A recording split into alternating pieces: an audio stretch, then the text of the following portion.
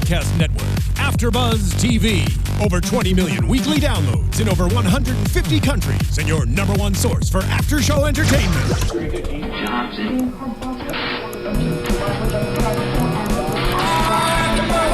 AFTERBUZZ TV, the destination for TV superfans, producing after-shows for over 300 of your favorite TV shows, interviewing celebrities and showrunners, and bringing you behind-the-scenes exclusives. All thanks to E! Entertainment's Maria Menounos, producer Kevin Undergaro, and internet leader Akamai.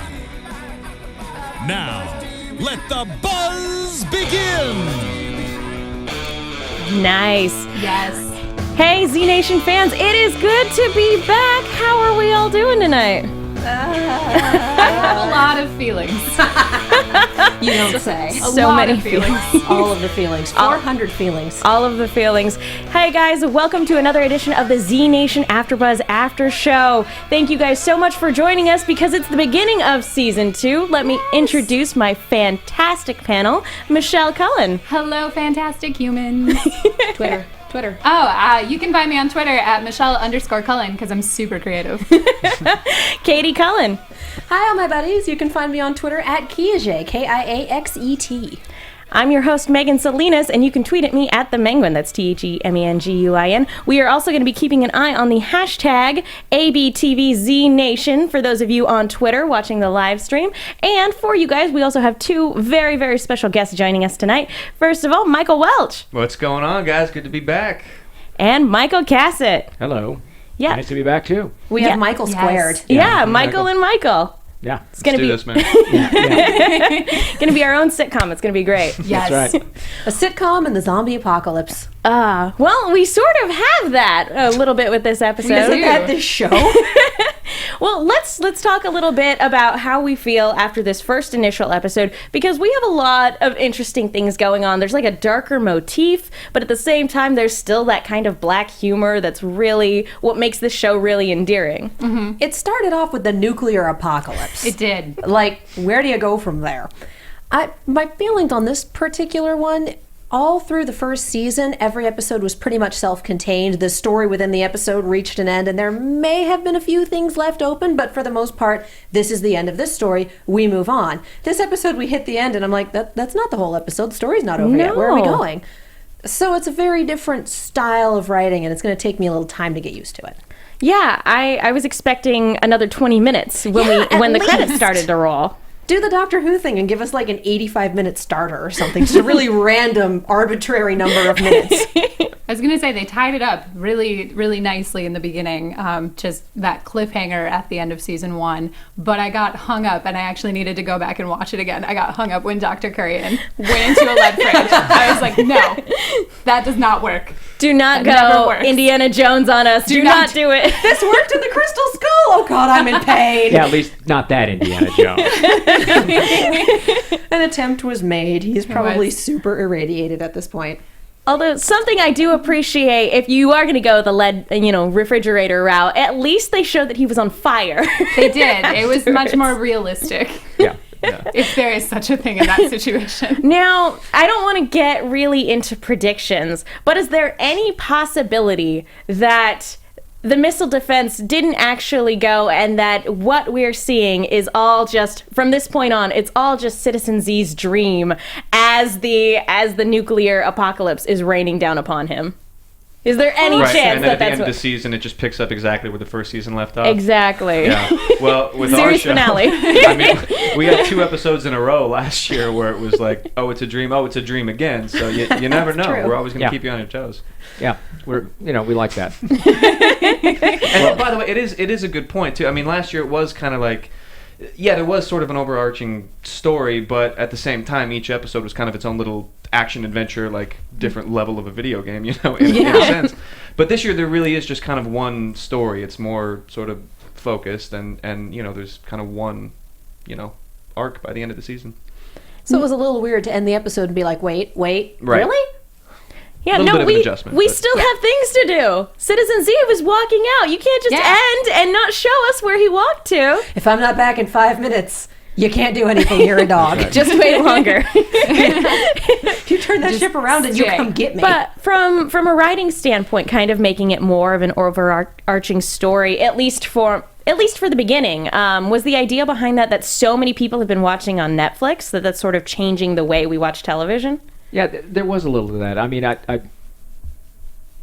the episodes will contain stories, but it is true, especially with 1 and 2 this season, that they are almost just part 1 and part 2, because there's just so much you owe from last season to, okay, we got to wrap this up. Where is everybody? Bring them all together. Well, that's almost half the episode. So, Just getting the band back together. Getting the band back in the van. So yeah, it's not a huge change for us because we still have some crazy standalone moments. I'll just leave it at that. Which, based on the preview that we got at the end of the episode, it looks like there's going to be so many fun things this season. Well, and we got a little bit of that at Comic-Con, actually, asking about, are we going to have any themed episodes? There's going to be a Huck Finn one. There's going to be all sorts of crazy stuff. So I'm looking forward to that. So exciting. And it looked like there was a swamp zombie at one point. Because why not? Right. So you mentioned that a good portion of this episode was just kind of getting the band back together, having all of these characters reunite. And I kind of want to talk about some of these reunions because I think for a lot of them, they weren't what I was anticipating in terms of having these characters come back together. Because everybody is left at such not an odd place, so to speak, yes, last season, but like everybody was left in a place where I didn't know if it was possible for them to come back together. Or to live. Well, Yeah, first of all, being alive.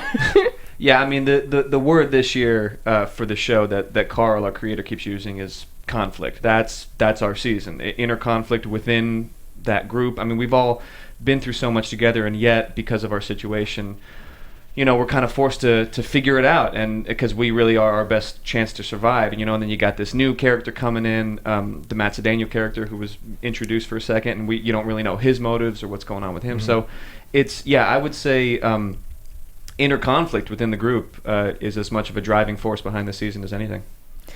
Yeah. Can we talk about Mac and Addie's reunion? Yes. Because this again, it's not what I was anticipating, because by the time he gets there, the area where she's been at has been, the Sisters of Mercy are all dead, having absolutely nothing to do with the bombs. Right. One of the little kids came back Just and a very burned the angry place to the 13-year-old ground. boy. I would watch that TV program. It'd be awful, but I'd watch. Like, it would be really, really hard to watch because it's nothing but destruction coming through. It's like watching a Saw movie. Well, each of these reunions in and of themselves could have been their own standalone episodes. Yeah. But then we're at episode 6 in the season, and then the season starts. And they're only just now getting back together. Yeah. But that's the reason we kind of have it. It's really about episode 1.5 before we kind of ramp into the new. Exactly. But I love that this 13-year-old figured out, oh, they sent me out here to die. Came back, killed everyone, and let the zombie bear out. Like, holy cow, dude. Are you still alive, or did the bear get you? Yeah, we never really get that answer. We just know that everybody, with the exception of her and Pie Girl, are dead. Oh, Pie Girl. Oh, Pie Girl. I The loved- people who count. I loved how passive-aggressive Mac was in that moment of, well, I guess you really can't trust men. Like, they were right. Yeah. It's an interesting thing, man, and I honestly I struggled with this at first. I really had to talk with the higher ups about it, because from my mind it's like, well, if Mac is this upset, if he really feels this betrayed, why doesn't he just move on? Why doesn't he just leave? And I think the answer is because he can't. I mean, this isn't just some normal relationship in a regular world. So much of Mac's identity and so much of his ability to survive up to this point has been wrapped around protecting Addie and the well-being of her and the safety of her. And in his mind, is if she's not in his eyesight, then she's not safe. So I think he sort of feels trapped, and at the same time, it's like, at a certain point, if there's a betrayal in any sort of relationship, and one party goes back to him, but then continues to not forgive them and is just mean to them the whole time, then at that point, that becomes just as unfair. So Mac and Addie have a lot to work out. It's very complicated, but I think, I think it's answered as much as anything else in Mac's line, when he's like, when she asks him, well, then why are we even looking for these people? And he goes, I got nothing else to do, Addie. Yeah. That really is where it starts out for Mac. And early on, I don't know how he sees how they're going to get past this, but really just knows no other life at this point. Yeah, he's been defining himself by protecting her, Right. and now that they're back together, it's like, what is the next step? And yeah, he had nothing outside of her, so he really doesn't have anything else to do. And it is that underlining, you chose someone else over me. You decided that this wasn't worth it to you anymore, and you picked a different family, and now that family's gone, so you're coming back. And how do I feel about that? Well, and admittedly, she's probably still not super stable right now. No, Yeah. and the truth is, I mean, her decision really did make sense to stay, but from Mac's point of view, it's like, I never could have done that to you. That never would have even been an option for me. I'd rather die than have betrayed you like that. So it may not be totally fair, but it's how Mac looks at the world at this point, which, you know, is kind of his strength and his weakness, because it's what's allowed him to survive. There are imperfect relationships in the apocalypse too.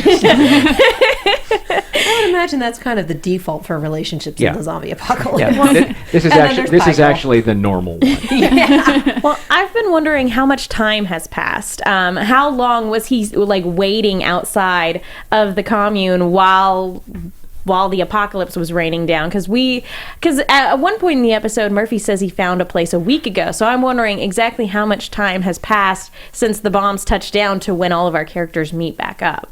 There's a bit of a jump there. I mean, in fact, it could be several weeks before Mac and Addie actually connect with them. But yeah, you have this opening kind of, you know, recap and continuation from the end of last season, and then there is a jump of days or weeks before for Murphy set up in his world and Mac and Addie catch up with him. So yeah, Certainly enough time for Mac to have gotten a sick new beanie and jacket. I love the beanie. Developed a limp. Yeah. That's right. I couldn't help but notice that he's got a much darker wardrobe now, which I feel kind of reflects the conflict. I don't know if that was intentional or not, but I totally picked up on it. Yeah. Well, good. No, that's exactly right.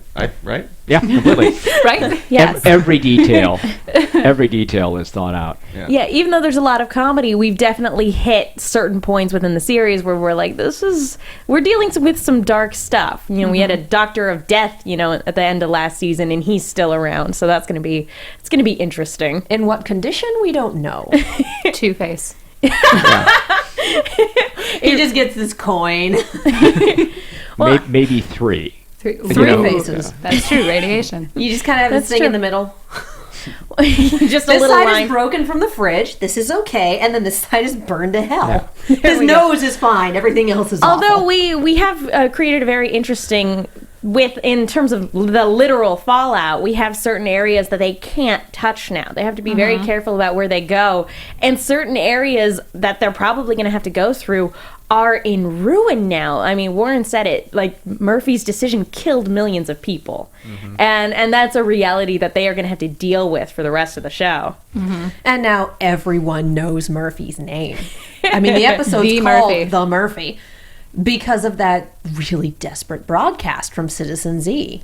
Yeah, I mean, that's a last-ditch effort from someone who thinks he's about to die and whose entire monitor setup just needs tech support really badly. Yeah, let's talk about not only that radio broadcast that's been going on, but there was another radio broadcast we got only a little bit of a snippet of, and it was a series of numbers.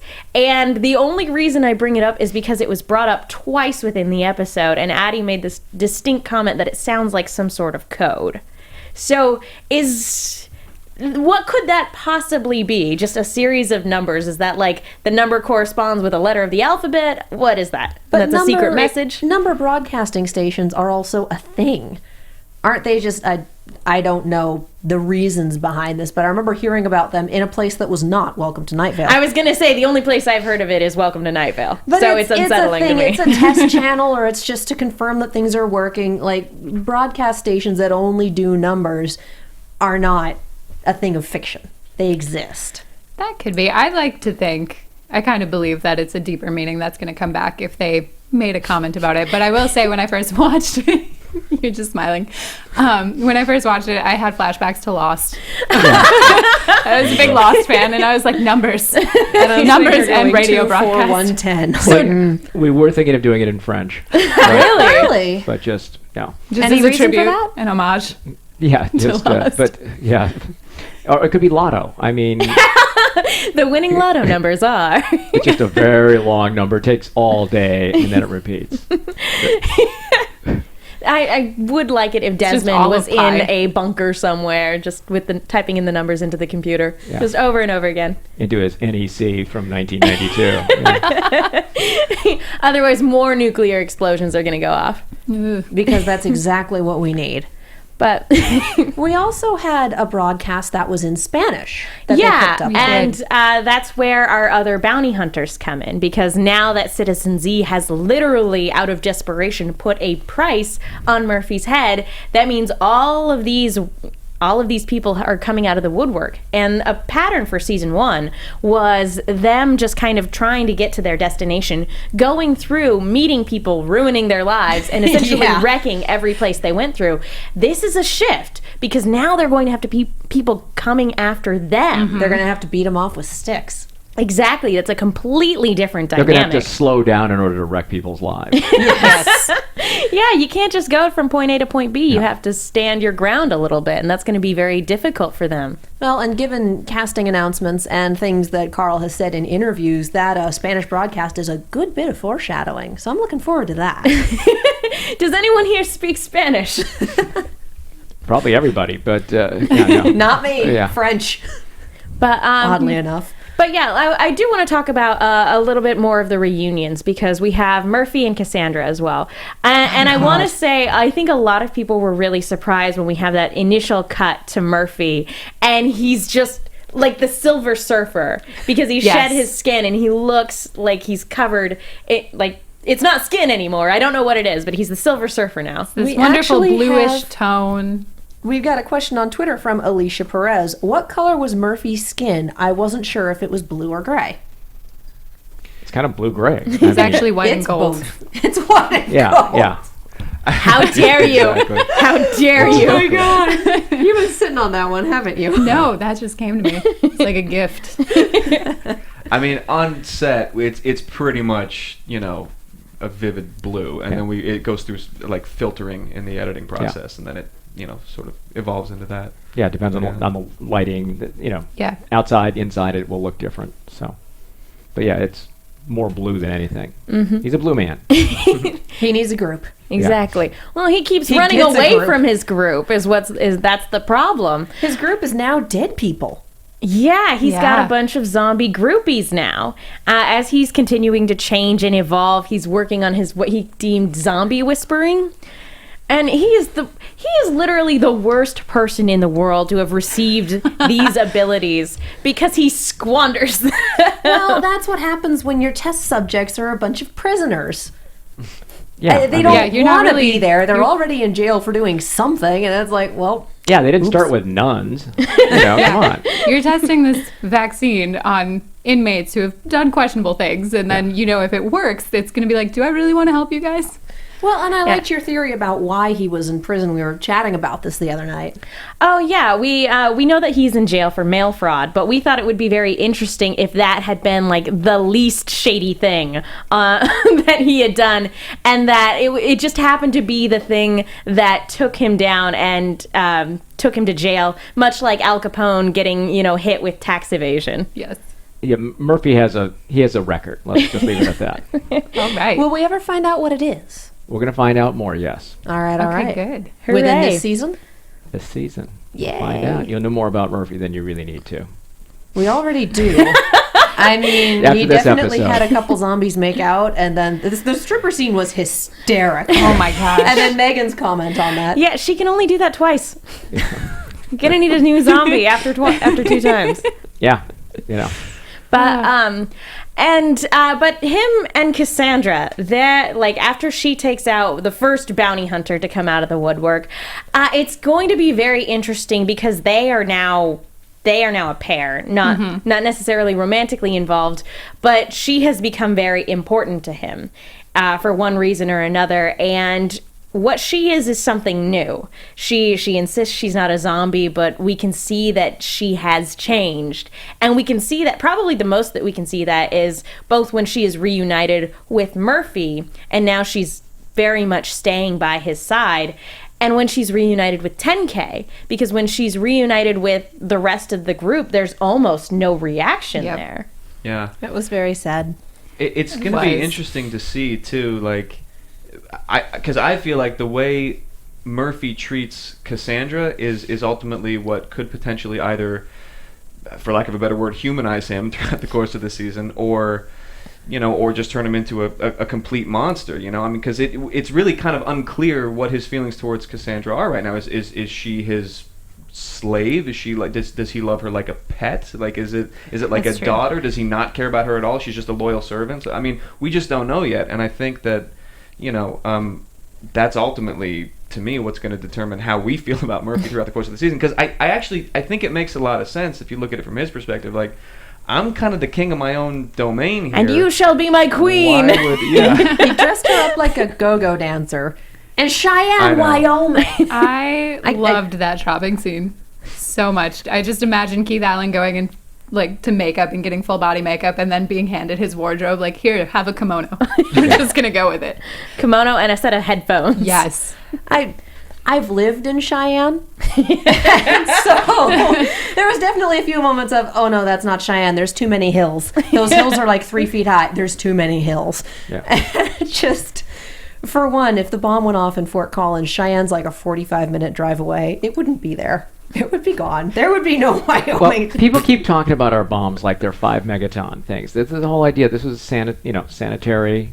In fact, these may not even be atomic. They may be just super high liquefied explosives, all this kind of stuff. So that's we did our research. Okay, awesome.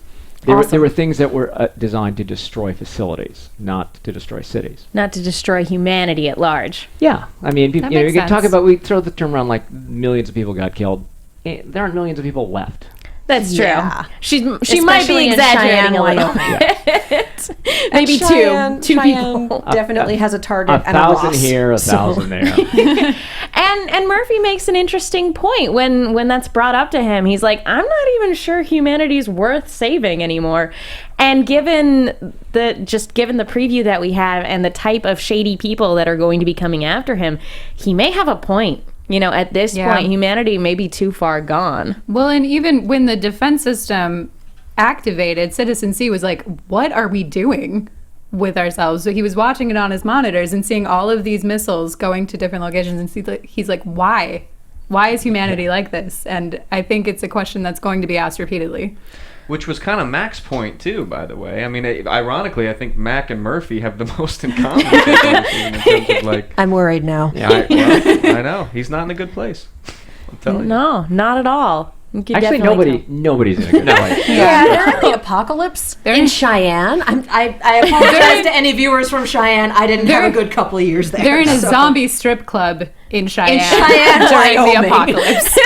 This is literally the lowest point you could possibly get. To someone who grew up in suburbia, Cheyenne, Wyoming is the middle of flip all nowhere. Yeah. So it's just like, well, if you needed a place to hide, that is the place to do it. But Zombie Strip Club, add Beverly Hills to it. It's not.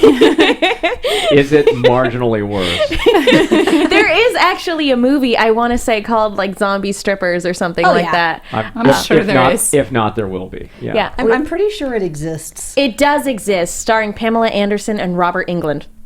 Don't ask me why I know that. I've never seen it, but I know it exists. Robert Englund. Exactly. But so Murphy makes this point that maybe humanity isn't worth saving, and we actually see something that kind of undermines his point that there are still good people living in this world. When Warren goes out kind of looking for help, Doc has been injured. He still has a gunshot wound, so she splits off from the two of them to try to find some help. And in the way, we get this really, probably the coolest action sequence apart from Zombie Ballroom Blitz that we get at the end. But we get a really cool action sequence with a lot of like double headshots. She really utilized those 4 bullets very well.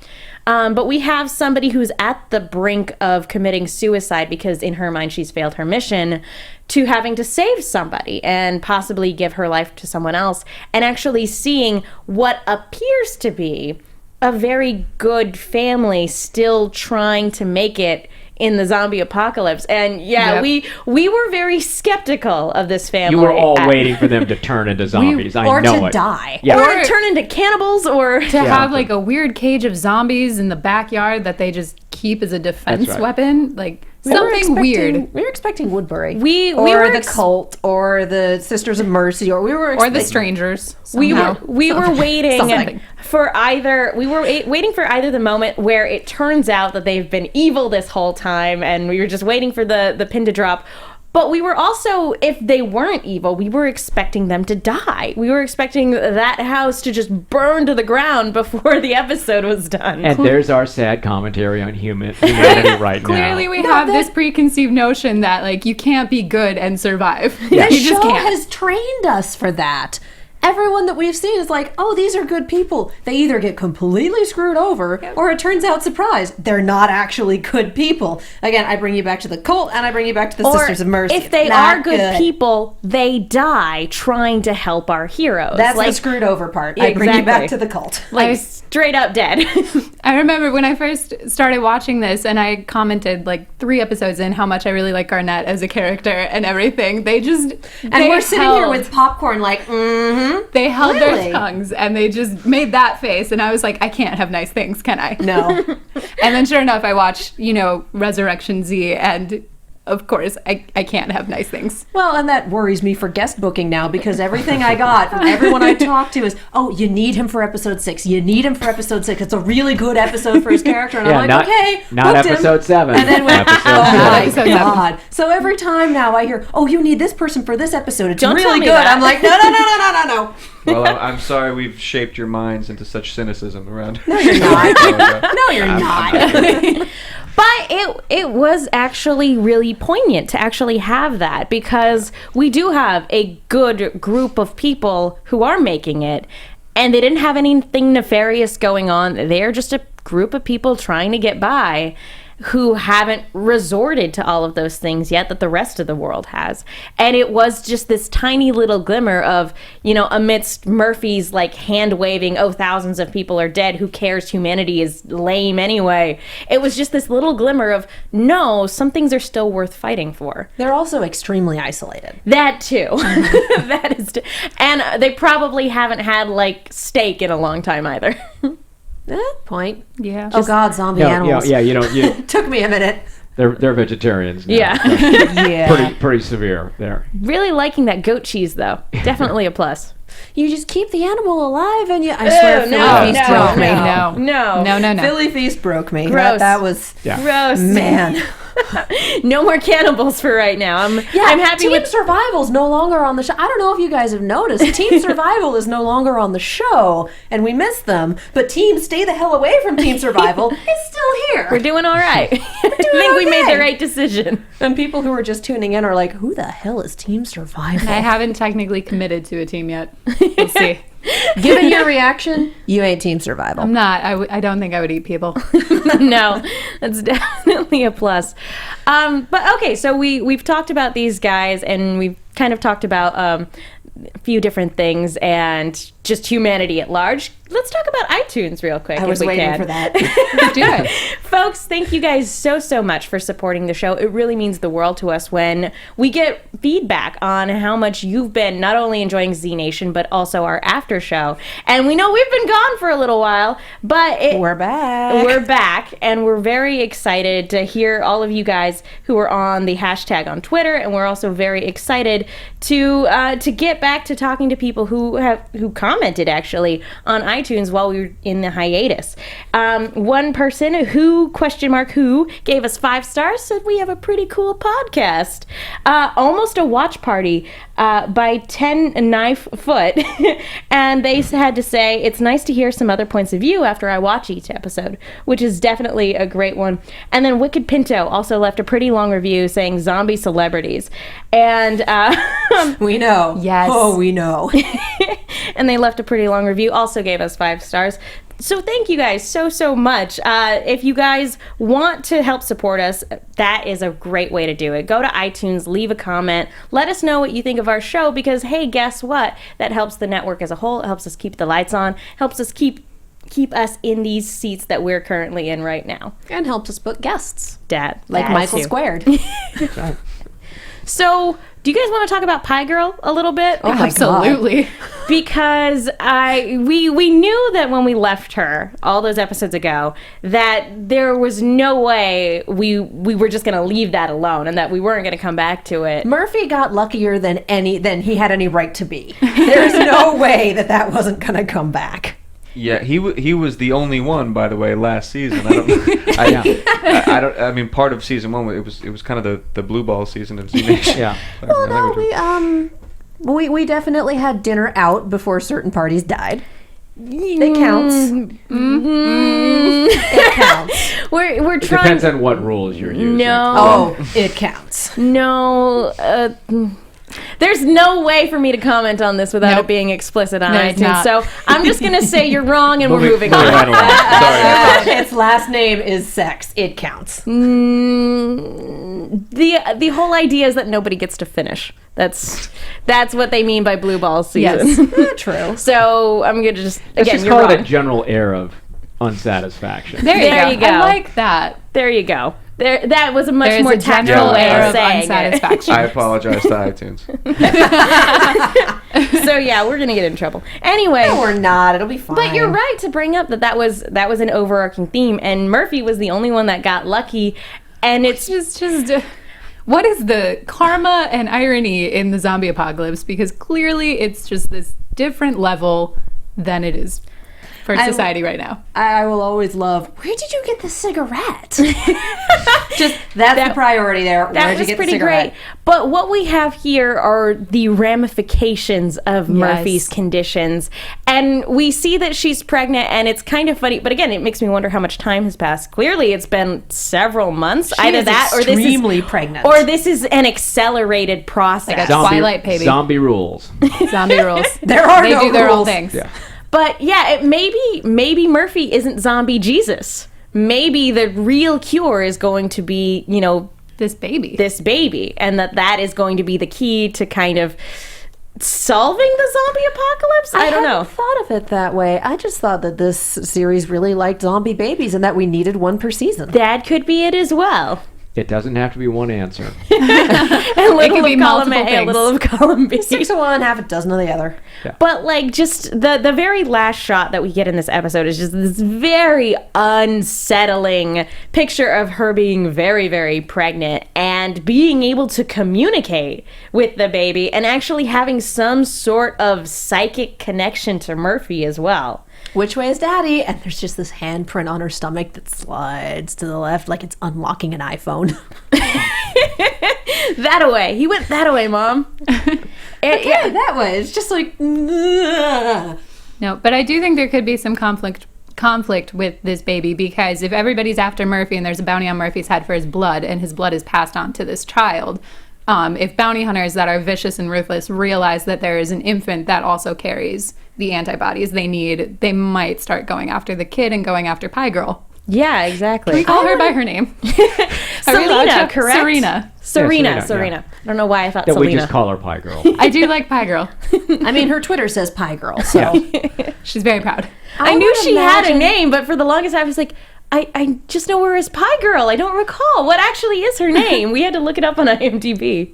I would imagine that she's not actually going to catch up with the rest of the crew until, like, episode 6. I think it's going to be a bit. I don't know. I'm going to guess episode 3. I'm going to guess earlier. Just Megan? with the pacing of this show. I think way sooner than that. This show moves at a really fast clip. There's no way we're going to wait for 6 episodes to have characters come back together. I'm just expecting Benny Hill's cross country. I think it's going to be interesting too for the audience to see, because this is a new thing that we're introducing to the show. This is a half breed, mixing with a human. What Dead. is that going to create? Dead and undead. Could the baby be like Blade of zombies? Zomblade. Yeah. Oh my gosh, I would love that. And we don't know if it's a boy or a girl, so. And that's how we know you love it, because you didn't boo me for that pun. Yeah. I forgave it.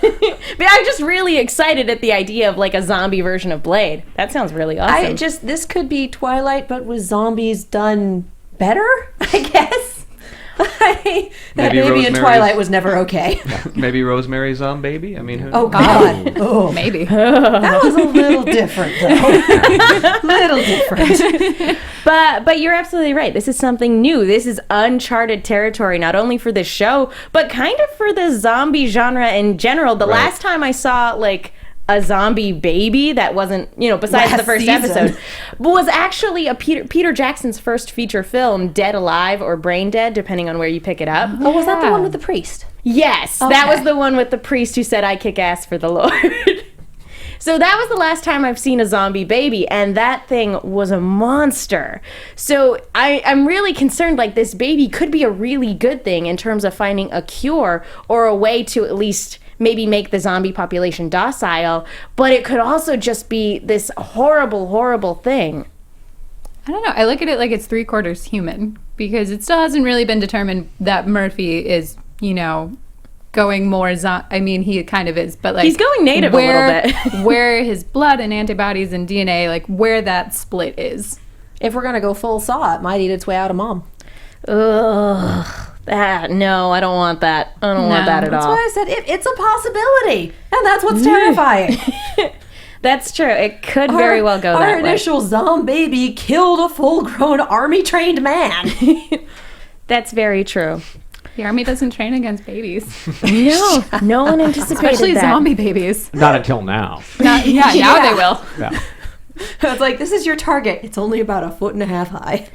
But again, kind of going back to what you were saying about one of the overarching themes for last season, what kind of overarching themes are we looking to explore this season? Because this is very much a new chapter.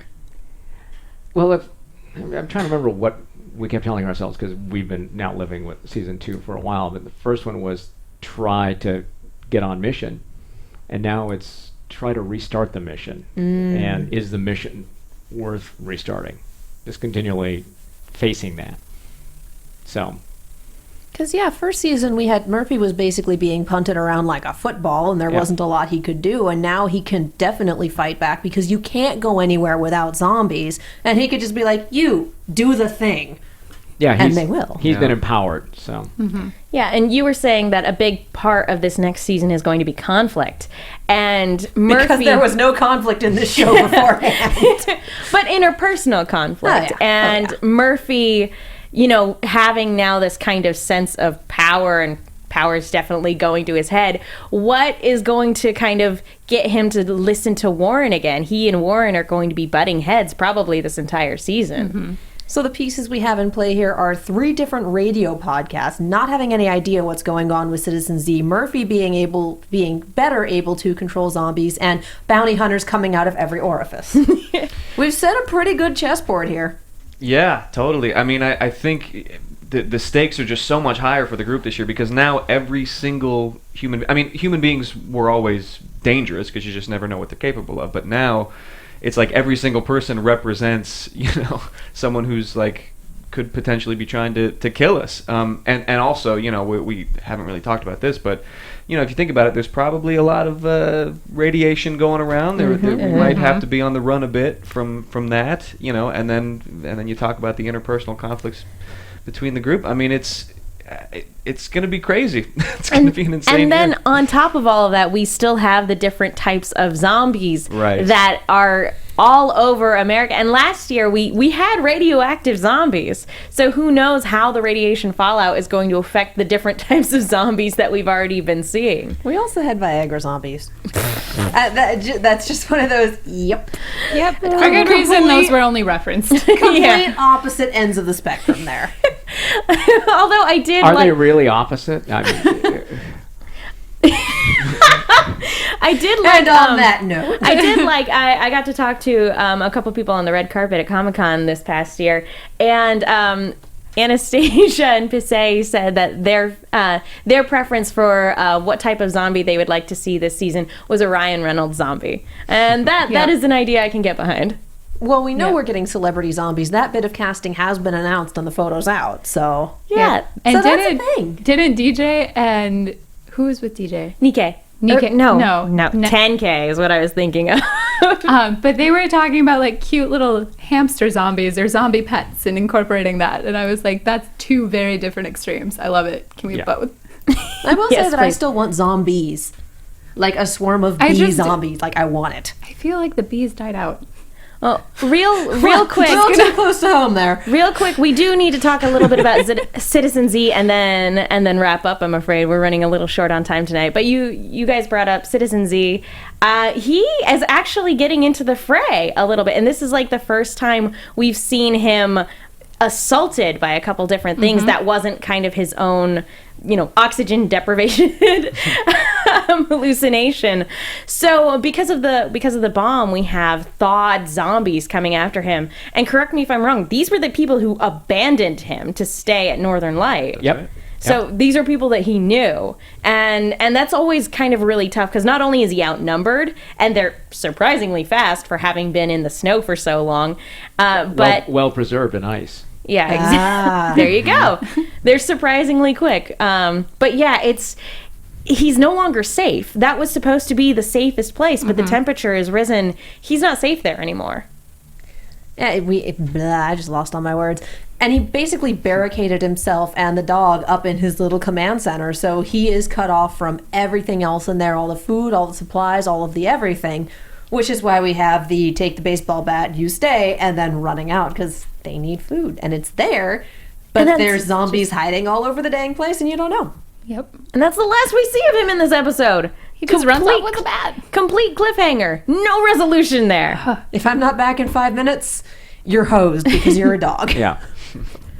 But it's going to be very interesting, even if he is able to dispatch all these zombies, is he going to be able to stay there? Because he's set this, recorded message, and who knows how the temperature in the area is going to be affected if more zombies could come. And then if that's the case, is he going to have to abandon ship? And if so, where's he going to go, and how's he going to survive out there? I don't know if he's able to abandon ship. Yeah, I don't know. It's going to be very interesting to see. What he needed was a front door. There just wasn't one. No, he had absolutely no way to keep them from coming in. Or to keep the blast from coming in. I mean, his monitors are hosed. And I know And most of his base is damaged too. That's the other thing. So Exactly. It's Those not the destroyed stronghold monitors. that it was. Right. He's completely vulnerable now. Yep. So anyway, that pretty much wraps it up. Let's talk about some predictions real quick for this season. I know we've been speculating a little bit. And now, your AFTERBUZZ TV predictions. I love that light show. can we play? Yeah, sure. Please do. Lie through your teeth. It'll be great. You can give fake spoilers if you want. It's three truths and a lie. Now, no, 3 lies and a truth. That's the way it goes. I like the first one better. We're not gonna get them. I know. I can dream. So again, as you brought up, we have a lot of players on the chessboard. We have a lot of different moving pieces, and we now have targets on everybody's back. And technically, the whole band's not quite back together yet because Murphy and Cassandra took off. So where do we think we're going to be, not only in the next episode, but this season as a whole? Again, I did that interview with Carl, so I know. Spoilers. As a whole, I'm not sure. I feel like Dr. Kareem's coming back, and I don't think he's going to be a zombie. I think he's going to be slowly feeling the effects of radiation and hopefully look like Two-Face. That's the makeup artist in me. Like, I just have this dream that he's going to have these really elaborate scars, and that it's going to further his crazy mission. Do you think he'll hybrid himself? Like, He put some might. of the zombie whatever in him in an attempt to shore himself up? I think he especially if very he's well dying of could. radiation. I think he's kind of the epitome of human awfulness, Mad scientist. if you will. Mad scientist. Yeah. I mean, He's he probably not even really a doctor. he just calls himself that. He doesn't have a degree. He went doesn't have a online and filled out some paperwork and got a diploma. doctor, zombie doctor. Zombie doctor. But yeah, no, he's definitely still a threat to contend with, and he's responsible essentially for probably all of this. So I wonder if that gets out, if that could potentially make him a target as well. And he's probably looking for revenge and probably still looking to harvest Murphy and all sorts of other things. Yeah. Well, Basically, he's going to be our big bad once he actually gets his feet under him. Yeah. Assuming and he out still of the has fridge. feet. Right. The thing that I'm looking forward to people seeing is that, because obviously, look, we all as a group have to just like knuckle down, put our heads down and keep charging forward and continue with this mission. I mean, that's what occupies 90% of our beings, right?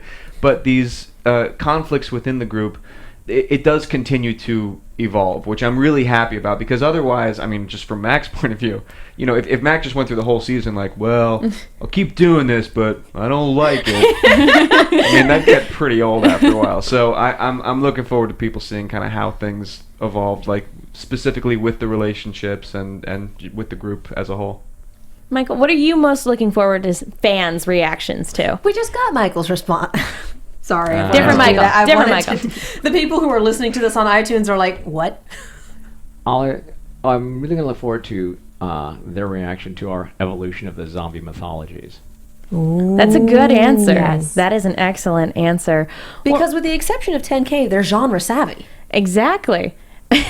But side note, how great was it when Addie took the drink away from 10K? Yeah, I was just like, give the kid moment. some slack. He's like zombie apocalypse. He's like 18. You know that's legal in Wisconsin. Anyway, They're not He's in with his Wisconsin, parent. they're in Wyoming. I know. Anyway, His dad's guys, dead. thank you both so much for coming on to the show today. It was an absolute blast getting to talk to you guys about the first episode this season. Where can people go if they want to find out more about you and about your upcoming projects? Cassutt ZN is the place to find me. And I'm at Michael Welch Act, because I'm an actor. It's the same. I've done that joke every time, but it never works, so I'm going to stop doing it. Do you guys have any other upcoming projects you want to talk about? Yeah, I'm going to be going to Australia to do a movie at the end of the year, so I'm awesome. very much looking forward to that. But I think that's it for now. That's exciting. Yeah. And I'm writing an HBO pilot Sick. with George R.R. Martin. Very nice. Whoa. But we'll talk about that another time. That's exciting. Yes, please. Well, thank you so much. Michelle, where can people go if they want to find you? You can find me on Twitter at Michelle_Cullen. It's super creative. I love it. I'm Katie Cullen. You can find me on Twitter, Tumblr, and Instagram at Kiaxet. That's Kiaxet. I'm also on Snapchat at Kia Prime. I am on so many of the after shows, including, and I just blanked on all of them. Arrow, I know I'm on Arrow. Muppets and Minority Report are all coming up. I also write articles for The Movie Chick, that's Chick with 2 Ks, and do The Movie Chick news show, which is streamed on Popcorn Talk. Yep, every Tuesday. And I'm Megan. You can follow me on Twitter at TheMenguin. That's TheMenguin. I'm also on a bunch of shows here at AfterBuzz. Be sure to tune into those. I also write articles for The Movie Chick, and please watch The Movie Chick news review show every Tuesday. It's going to be fantastic, guys. Again, thank you guys so much thank for you very joining much. us Always fun, tonight. guys. Appreciate Thank it. you to everybody on the hashtag and the live chat. Thank you guys for tuning in. We will see you all next time. From executive producers Maria Menounos, Kevin Undergaro, Phil Svitek, and the entire AfterBuzz TV staff, we would like to thank you for listening to the AfterBuzz TV network. To watch or listen to other after shows and post comments or questions, be sure to visit AfterBuzzTV.com. I'm Sir Richard Wentworth, and this has been a presentation of AfterBuzz TV. Buzz you later. The views expressed herein are those of the hosts only, do not necessarily reflect the views of AfterBuzz TV or its owners or principals.